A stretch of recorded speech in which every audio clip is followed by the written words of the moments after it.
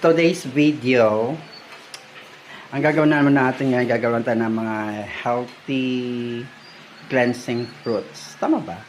Healthy cleansing fruits, hindi. Healthy cleansing juice. Okay? Kasi, ngayon kasi, Monday may pasok mamaya, so no time for cook sa mga ulam. So ngayon ang gagawin natin yung mga juices na healthy. Okay, kung natin nakita na yung ipin ko. Naku, kakahiya sa madlang people. Yes, ganun pabuli kasi ako ng ngipin. But anyway, ito na nga. Papakita ko sa inyo mga healthy foods na gagawin natin. Okay, healthy fruits I should say. Okay, baka kasi yung mga Inglesero, yung mga perfectionist, mahirap na, di ba? Magpapakita ko sa inyo guys, yung pinaglagaan ko ng balat ng lemon and also the ginger, you know, mga luya. Tapos, syempre, nag-market ako kanina. Ito, yung mga tanim ko tong mga luyang dilaw.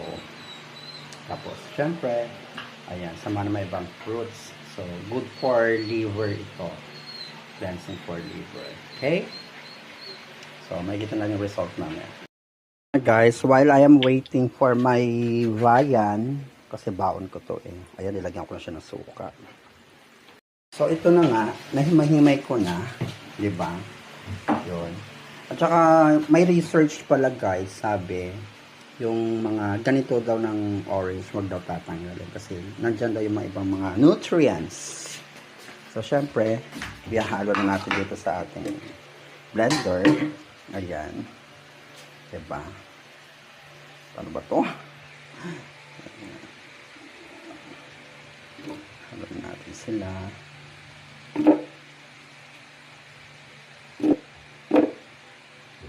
Alam nyo guys, hindi nyo agad maatima yung lasa niya. Kasi nga, syempre, hindi masarap.